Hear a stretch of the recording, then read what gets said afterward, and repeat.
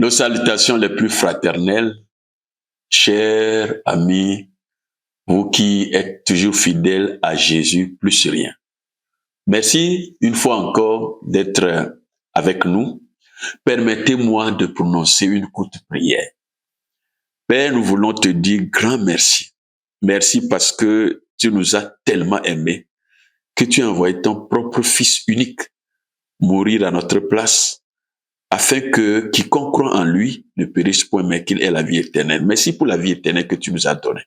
Alors que nous enseignons sur le salut, Saint-Esprit, ouvre notre entendement pour que nous comprenions ta pensée. Nous te demandons tout ça au nom de Jésus. Amen. Je voudrais parler de l'imputation, qui est le 5e ingrédient du salut. Nous allons tout de suite aller lire dans Lévitique chapitre 16, versets 20 à 22. Nous vous avions rappelé que chaque fois que vous suivez Jésus plus rien, ayez votre Bible à côté. Nos opinions ne comptent pas. Les opinions des autres aussi ne comptent pas. Ce qui compte, c'est la parole de Dieu. C'est Dieu qui a inspiré.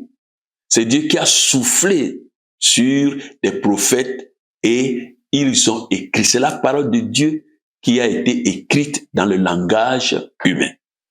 Donc, Lévitique chapitre 16, du verset 20 au verset 22.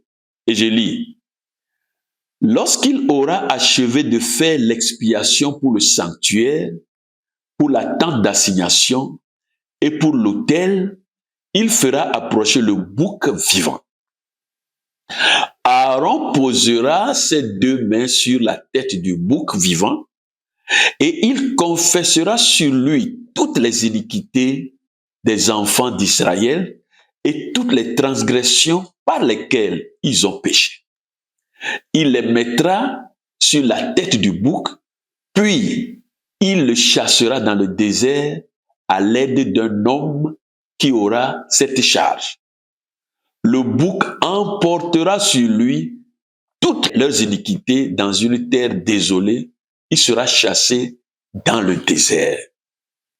Alors, nous voyons ici que Aaron va transférer toutes les iniquités, toutes les transgressions du peuple sur le bouc. Il va faire un transfert. Aujourd'hui, avec les téléphones mobiles, nous faisons les transferts, n'est-ce pas? Vous pouvez transférer un montant de votre numéro à un autre. Et donc ici, Dieu a dit que Aaron n'a qu'à faire venir un bouc vivant et poser sa main sur la tête du bouc et transférer les iniquités, les agressions, les péchés sur ce bouc. Et quand il va le faire, il va renvoyer le bouc dans le désert pour que le bouc aille très loin, pour que leurs transgressions, leurs iniquités aillent très loin. Et que ce bouc qui porte le péché et l'iniquité du peuple va mourir. Alors, l'imputation, c'est de mettre sur le compte d'eux. Je vous ai dit que je vais être très simple dans nos définitions. L'imputation, c'est mettre quelque chose sur le compte d'eux. Si un être humain met quelque chose sur mon compte, ou bien sur votre compte, admettons que je prends ce mouchoir et je veux vous étrangler. Je suis en train de mettre quelque chose sur votre compte. Si vous êtes plus fort que moi, vous allez vous défaire. Parce que c'est un homme qui est en train de mettre quelque chose sur ton compte. Par contre, si c'est Dieu le Tout-Puissant, suivez bien, si c'est Dieu le Tout-Puissant, l'Éternel des armées, l'omniscient, l'omniprésent, qui met quelque chose sur ton compte, mes chers amis, vous ne pouvez pas vous en défaire. Vous pouvez beau prier, vous pouvez faire des jeûnes, vous ne pouvez pas vous en défaire. Et dans la Bible, il y a 3 imputations. La première imputation, c'est que Dieu a mis sur le compte de toute l'humanité le péché d'Adam. Dans Romains 3, 23, il est dit, tous ont péché et sont privés de la gloire de Dieu. Tous ont péché et sont privés du salut de Dieu. Nous n'étions pas dans le jardin d'Éden. Nos dents n'ont pas croqué le fruit de la connaissance du bien et du mal. Mais pourquoi donc Dieu dit tous ont péché et sont privés de la gloire de Dieu? À cause de l'imputation. C'est-à-dire, Dieu a mis le péché sur le compte de l'humanité. Et parce que c'est Dieu qui a mis ça sur le compte de l'humanité, je reviens encore là-dessus. Votre force, votre philosophie, vos œuvres aussi bonnes soient-elles, ne peuvent pas enlever le péché. Ça dit c'est incrusté, c'est inséparable, parce que c'est le Dieu le Tout-Puissant qui l'a mis. Ça, c'est la première imputation. C'est pour ça que quand nous lisons bien les ingrédients et nous vivons les ingrédients et nous approprions les ingrédients de Dieu, nous ne pouvons que comprendre que le salut, c'est le salut de Dieu. Par conséquent, nous lui donnerons toute la gloire. Parce que le salut, ce n'est pas 50% de Dieu et 50% venant de moi-même. Pas du tout.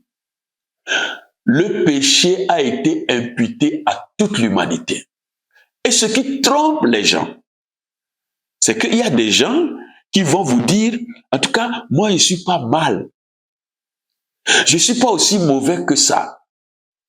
Bien que je ne vais pas à l'église, moi je respecte les gens. Je respecte Dieu. Mais c'est le fruit de la connaissance du bien et du mal. Le fruit de la connaissance du bien et du mal, cette connaissance que nous avons acquise, peut nous rendre capables de faire le bien.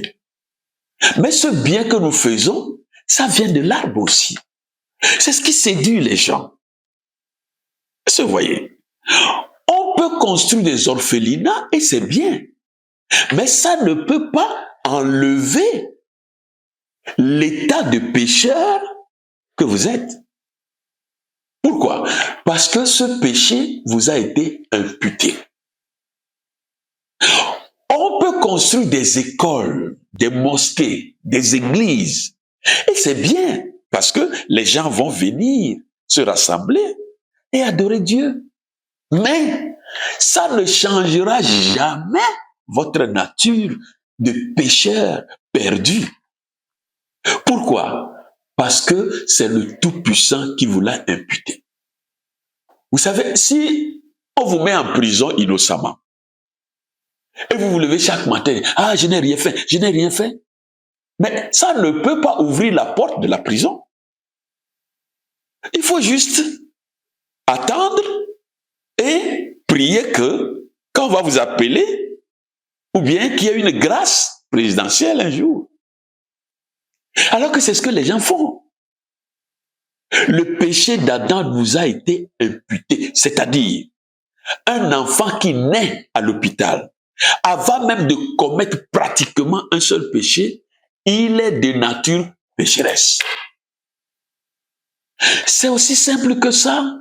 Vous ne pouvez pas vous approcher d'un manguier un jour et à votre grande surprise, vous allez y trouver des ananas. Non, parce que l'arbre produit selon sa nature. Nous étions tous dans les reins d'Adam. Par conséquent, l'humanité entière est pécheresse. Nous avons tous la nature pécheresse. Vous savez, c'est ça qui est difficile à accepter.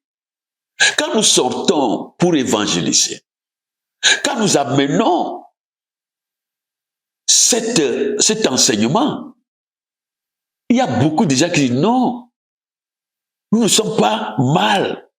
Oh non, nous faisons du bien. Mais Suivez-moi bien. Vous pouvez préparer un plat avec le riz sorti du champ, avec des œufs pondus aujourd'hui, avec de la viande propre. Mais quand vous y mettez une seule goutte du venin de crocodile, c'est fini. Ainsi en est-il des hommes et des femmes qui s'enorgueillissent en disant « nous faisons du bien ». Vous pouvez faire 10 000 tonnes de bien. Le seul mal que vous faites, ça annule tout.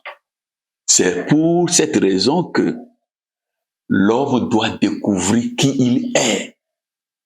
Nous sommes ténèbres dans les ténèbres. Ça, c'est la première imputation. Maintenant, la deuxième imputation, c'est passé à la croix.